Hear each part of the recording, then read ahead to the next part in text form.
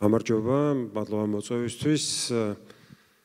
მე მახსოვს აქ პირველი შეხვედრა რო ჩატარდა ამ უნივერსიტეტში, უკან სტუდენტები ისხდნენ დიდი პლაკატებით არა სოროს. ესეთი წარწერა იყო და რაღაცა ისეთ შეგრძნება მაქვს, თითქოს იმ დროს უბრუნდებით და რაღაც ისევ იმ ხალხთან გვაქვს ურთიერთობა, რაღაცა წარსულიდან გვებრძვიან, თუ შეიძლება ხელისუფლებაში მოვიდნენ და ის სტუდენტები და ეხლა კარნახობენ როგორი უნდა იყოს განათლების სისტემა. არ ვიცი. ხო, ეხლა აქ ითქვა რომ გონი პარტიული პოლიტიკის რაღაცა საფუძველი აქვს ამ რეფორმას და მე მგონია რომ ეს ამაზე მარჩიელობაც არ ღირს, იმიტომ რომ პირდაპირ ითქვა. ირაკლი გობახიძე 22 მაისს 2024 წლის თქვა პირდაპირ რომ უმაღლესებში არის პრობლემა ის რომ პროფესორებს არ აქვს საკმარისი კვალიფიკაცია და ისინი არიან პოლიტიკური ნიშნით შერჩეული და ეს უნდა დამთავრდეს. ამისთვის ისინი გაატარებენ რეფორმას, რაც იქნება იმდენად მტკივნეული, როგორიც იყო გამჭვირვალობის შესახებ კანონების მიღება. ანუ მიზნები თავიდანვე იყო გაცხადებული, რისთვის არის. დანარჩენი ყველაფერი არის შეფუთვა. როცა განათლების პოლიტიკაში და ზოგადად პოლიტიკაში გადაწყვეტილებებს ვაფასებთ, მნიშვნელოვანია გავანსხვაოთ პოლიტიკა რიტორიკისგან და რიტორიკა პრაქტიკისგან. ახლა პრაქტიკა რა არის განათლების პოლიტიკაში? პრობლემური პრაქტიკა არის ის, რომ ის დაპირებები, რაც გაიცემა დღევანდელი ხელისუფლების მიერ, არ სრულდება, მაგალითად სკოლების დიდი ნაწილი არის დანგრეული და არაშენებულა. ეხლა გვპირდებიან, რომ დაანგრევენ უნივერსიტეტებს და აშენებენ ახალ კემპუსებს. ჩვენ ვიცით რომ ეს რიტორიკა არ არის დაფუძნებული იმ პრაქტიკას, რომელიც რეალურად დაადასტურებდა იმას, რომ ნამდვილად აპირებენ ასეთი პოლიტიკის გატარებას. სინამდვილეში რა შეიძლება ველოდოთ? ანუ სცენარი, რომელიც შეგვიძლია წარმოვიდგინოთ უახლოეს ხანებში არის შემდეგი. პირველი, რასაც გააკეთებენ, არის რომ შეზღუდავენ მისაღებ კონტინგენტს სხვადასხვა უნივერსიტეტში, სხვადასხვა პროგრამების მიხედვით და მეორე, როდესაც დაიწყება შემცირება სტუდენტების რაოდენობის და რეალურად 3 წელი მოუნდება იმას, რომ დავიდეს იმ სამიზნე ნიშნულამდე, რაც არის ჩაფიქრებული, რომ ეგრეთ წოდებული ტრადიციული მიმართულებები დარჩეს მხოლოდ სახელმწიფო უნივერსიტეტებში. მაგ დროისთვის, აი მაგალითად, ილიას უნივერსიტეტი რო წარმოვიდგინოთ, ტრადიციული მიმართულება აქ თუ ესე იგი ჩავთვლით, რომ არის ის, რაც იყო პუშკინის სახელობის პედაგოგიური ინსტიტუტში და უცხოენების ინსტიტუტში, დღევანდელი რაოდენობებით რო ავიღოთ 17000 სტუდენტის ნაცვლად ჩამოვა სადღაც 1000-მდე, ეს საუკეთესო შემთხვევაში. ანუ სადღაც 600 განათლების მიმართულების სტუდენტია და ცოტა მეტი კიდე ლინგვისტიკის მიმართულებით. ახლა რო ვივარაუდოთ, რომ კიდე ვიღაცები რატომღაც გადმოვლენ აქ, სხვაგან რო ვერ მოხვდებიან და შეიძლება კონტინგენტი გაზარდონ. აქ წარმოიდგინეთ, რამხელა ვარდნაზე არის საუბარი. ანუ დაპირება, რომ აბუშენებთ მაგალითად ილიას უნივერსიტეტის ახალ კემპუსს, არის სინამდვილეში დაპირება არა იმის შესახებ, რომ 17000 სტუდენტისთვის იქნება ეს ახალი კემპუსი, რომელიც სწავლობს დღეს, არამედ იქნება რეალურად მომავლის 1000 სტუდენტიანი უნივერსიტეტისთვის. ანუ ჩვენ თუ სწორ სახელს დავარქმევთ ამ რეფორმას, ეს არის მაგალითად ამ უნივერსიტეტისთვის ეს არის უნივერსიტეტის დახურვა. თუ გავითვალისწინებთ იმ დაპირებას, რომ შენობები გაიყიდება უნივერსიტეტების, შეიძლება სხვა სახელიც დავარქვათ, შეიძლება დავარქვათ ამას სახელმწიფო უნივერსიტეტების პრივატიზების რეფორმა. ანუ სახელმწიფო უნივერსიტეტების ქონება იქნება პრივატიზებული, ანუ ეს შემდეგ ეს ქონება რა სახით რა სხვა ინფრასტრუქტურაში გარდაიქმნება, არავინ არ იცის. და იმისთვის რომ დავფიქრდეთ იმაზე რა შეიძლება გააკეთდეს ამის წინააღმდეგ, რა შეიძლება გამოიწვიოს ასეთმა პრივატიზებამ, შეგვიძლია შევხედოთ ანალოგიურ ვითომ რეფორმებს სხვა ქვეყნებში. ერთ-ერთი ყველაზე ახლოს მდგომი, ესე იგი ამ ინიციატივასთან არის საბერძნეთში 2006-2007 წელს მიმდინარე რეფორმა და იქიდან ბევრი შეგვიძლია ვისწავლოთ ასევე იმასთან დაკავშირებით რა შეიძლება გააკეთდეს ამის საწინააღმდეგოდ, იმიტომ რომ ბერძნებმა მოახერხეს შეჩერება იმ რეფორმის. ასევე შეგვიძლია შევხედოთ უნგრეთის მაგალითს, როდესაც სახელმწიფომ კონკრეტულმა პარტიამ, ორბანის მეთაურობით მოახერხა, რომ ფინანსური ბერგეტებით შეეზღუდა უნივერსიტეტების ავტონომია და დაემორჩილებინა ეს უნივერსიტეტები, რამაც გამოიწვია პროფესორის გადინება, უნივერსიტეტების გაკოტრება ნაწილის მნიშვნელოვანი ფინანსური ვარდნა ჰქონდათ ზოგიერთ უნივერსიტეტებს, განსაკუთრებით იმათ, რომლებიც არ დაემორჩიlen პარტიების კონტროლს. ახლა რა შეიძლება მოხდეს, ხო, რა არის ვერაგული კიდე ამ რეფორმაში? ერთი არის ეს, რომ 3 წელი მოუნდება იმას, რომ გაუქმდეს მაგალითად ეს უნივერსიტეტი, ან გარდაიქმნას და დაიჭაგროს სხვა უნივერსიტეტები, მაგრამ ერთ-ერთი ვერაგული ნაწილი არის ის, რომ ის გათვლა, რომ არსებულ სტუდენტებს უთხრათ, რომ თქვენ არ გეხებათ ეს რეფორმა. სინამდვილეში ეს ესე არ არის, იმიტომ რომ თუ წელს მიღება შეიზღუდება მაგალითად ამ უნივერსიტეტისთვის, ამ უნივერსიტეტს არ ექნება შესაძლებლობა, რომ დაგეგმოს შემდეგი წლის ბიუჯეტი. ბიუჯეტი იგეგმება ეხლა მიღებასთან ერთად.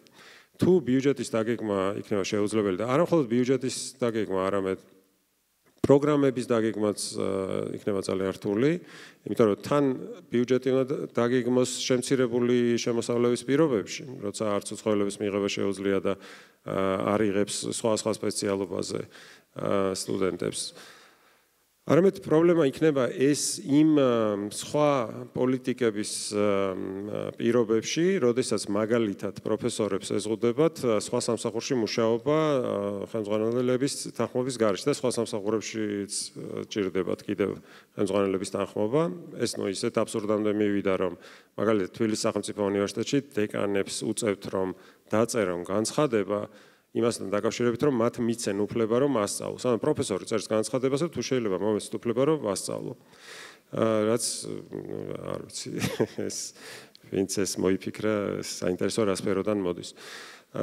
ხო და თუ მიღება შეეზღუდება ამ უნივერსიტეტს, თუ პრობლემა გახდება ბიუჯეტის დაგეგმა და თუ ეს ასევე გამოიწვევს მოწვეული პროფესორების გადინებას და არსებული პროფესორების ასევე არასტაბილურ სიტუაციას, დიდი ალბათობით ამ უნივერსიტეტს შეიძლება პრობლემა შეექმნას ეხლავე, ანუ შემდეგ სემესტრშიც კი.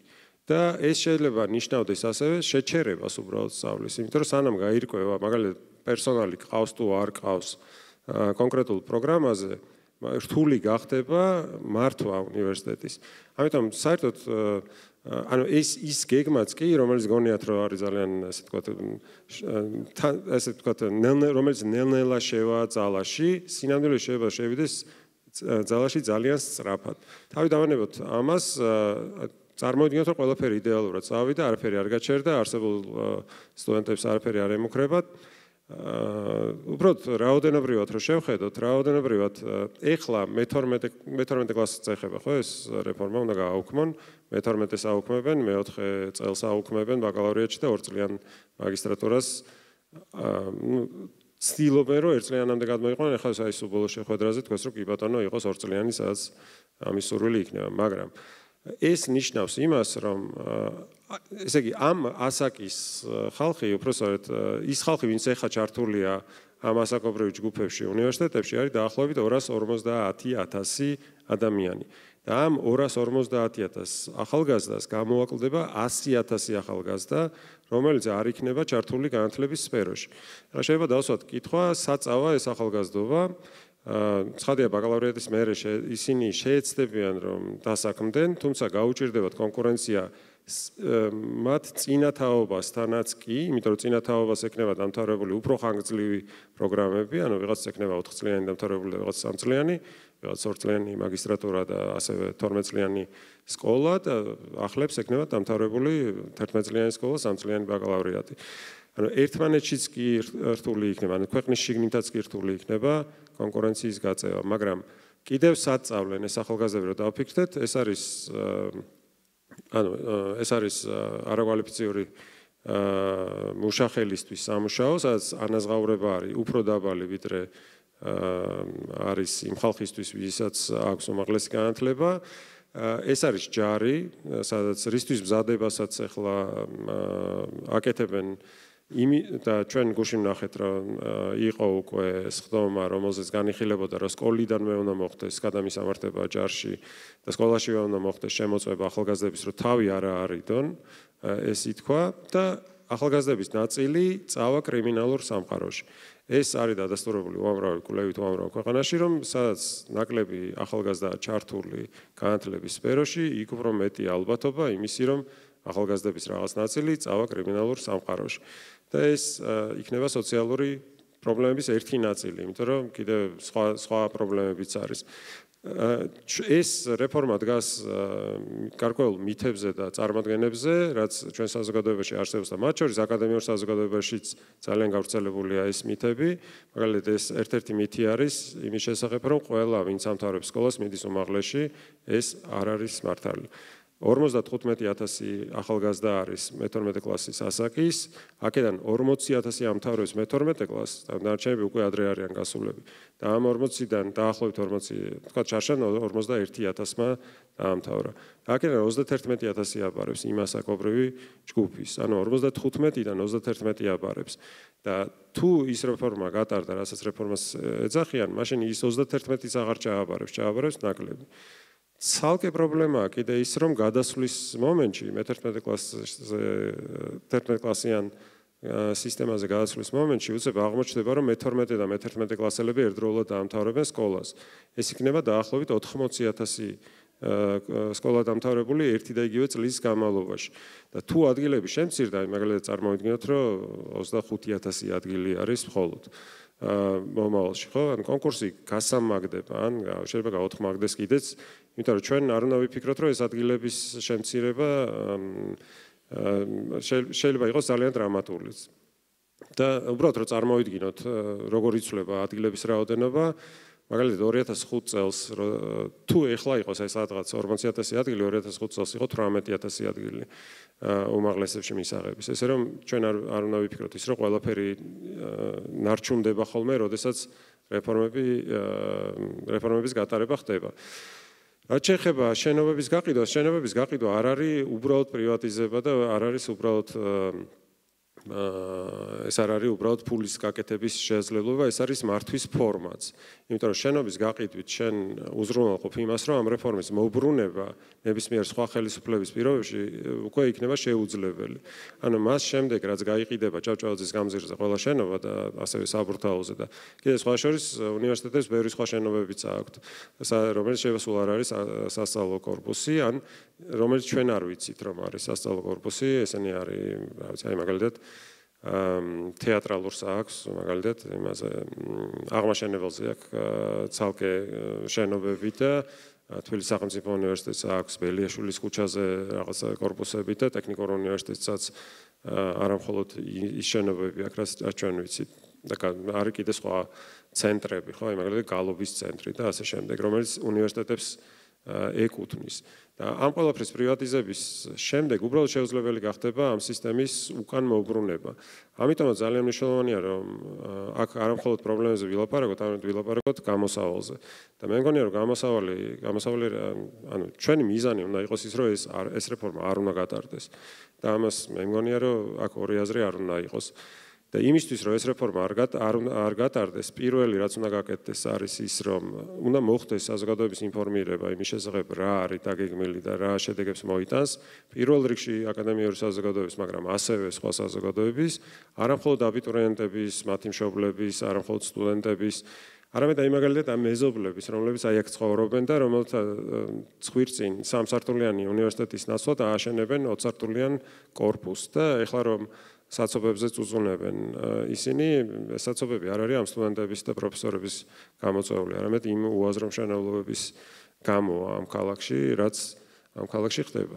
ამიტომ ინფორმირება რომ მოხდეს აკადემიური საზოგადოების, მე ვფიქრობ, რომ მნიშვნელოვანია, რომ უნივერსიტეტებმა და პროფესორებმა აიღონ ეს საკუთარ თავზე, იმისთვის რომ შექმნან ჯგუფები, რომლებიც მაგალითად ლექციაზე გამოყოფენ, რა ვიცი, 10-15 წუთს იმისთვის, რომ სტუდენტებს გააგებინონ, რომ ესეთი რაღაც შეიძლება მოხდეს მათ თავს. ასევე მნიშვნელოვანია გადაწყვეტილების მიღებების მოყვანა უნივერსიტეტებში და მათთვის პასუხის მოთხოვა. იმიტომ რომ არ შეიძლება რომ ეს უბრალოდ ესე რა ვიცი კომისიის წევრებმა თქვან რომ ჩვენ რა ვქნათ აი კომისიამ გადაწყვიტა. ქალბატონი მარიამ ლაშხი რომელიც არის კომისიის წევრი და მოვიდეს ამ უნივერსიტეტში და უნდა განმარტოს. რატომ მივიდა იმ გადაწყვეტილებამდე სანამდეც მივიდა. ან თუნდაც კახი კალაძე. ნორმალურ სახელმწიფოში ქალაქის მერი დაიცავდა უნივერსიტეტებს გაყიდვისგან, იმიტომ რომ თავისთავად უაზრობაა, ხო, რომ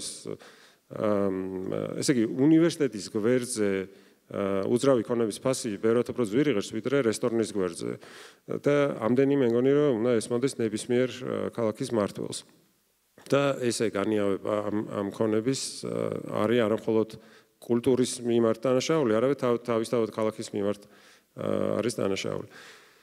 ესე რომ ესეთი ნაბიჯები უნდა გადაიდგას. ასევე უნივერსიტეტების პროფესორებმა ჩემი აზრით, რომელთა რექტორებიც ამბობენ, რომ მათ მოწონთ, უნდა ასევე მოითხოვონ შეხვედრა საკუთარ რექტორებთან და კითხონ რა მოწონთ ამ რეფორმაში. მე დარწმუნებული ვარ, ისინი მათი ნაწილი, რომელიც ამბობს, რომ მოწონს სინამდვილეში შიშით უყურებს ამ რეფორმას, იმიტომ რომ მათი ბედიც წყდება ახლა. და მათი ბედი წყდება დარჩებიან თუ არა ისინი საერთო აკადემიურ სფეროში. ესე რომ ესეც ძალიან მნიშვნელოვანი ნაბიჯი იქნება.